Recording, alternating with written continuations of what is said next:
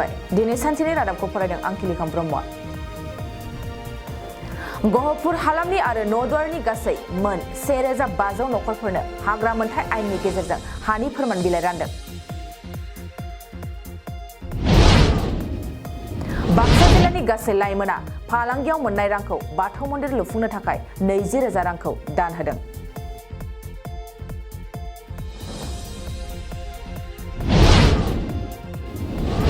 बिटिआरआव गिबि खेबनि थाखाय इन्टारनेशनेल थियेटार फेस्टिवल खुंफुंनो लाहार फाहार जाबाय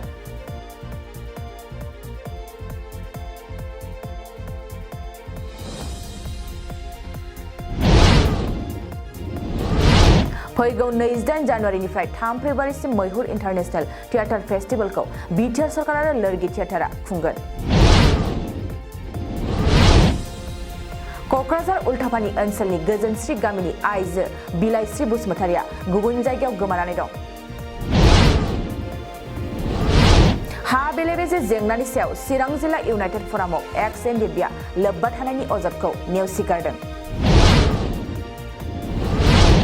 खौरांगिरि मेलाव बारग' एनडिएफबि गौथुमा बुंदों बनसुआ जानला मोनला बुंनायनिफ्राय जानगाराव थानांगौ जानला मोनला खोथाफोरखौ माने बेबायदि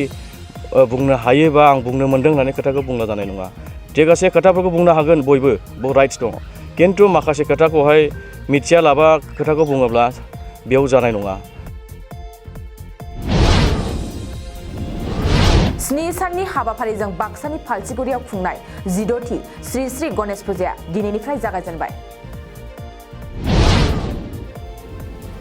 दिनै सानसेनि रादाब फरायथिनायाबो एसेनोसै गोजोन्थों नोंथाङा सानाय सुनाय बेरामनि जेंनायाव गोग्लैदों नामा जुदि नोंथाङा सानाय सुनाय दंब्ला जिंगासिनांगौ गैया चिरां जिल्लानि बेंटल गेट साफागुरियाव दायो एसआइ निउर' थेरापि सेन्टार दंसै बे थेरापि सेन्टाराव नोंथाङा गोरलैयैनो देहानि सानाय सुनायखौ फाहामथाय लानो हागोन बे आथिं सानायानो जाग्रोदों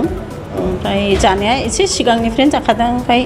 बिदिनो गुबुन गुबुन मुलि जाबाबायदों ओमफ्राय हामाखै दिनैनि ट्रिटमेन्टआ आङो एसे मोजां मोनसिनबाय जेरै सिं सानाय आफादावरि सानाय मोदोम जरा सानाय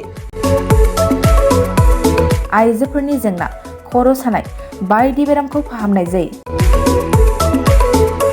लोगोसेयैनो बे सेन्टाराव थानानै फाहामथाय लानो हानायनिबो सुबिदा खालामदों नोंथांमोनहा एसआइ निउर' थेरापि सेन्टाराव फाहामथाय लानो गोसो दंब्ला नैबे मबाइल नम्बर 7620160459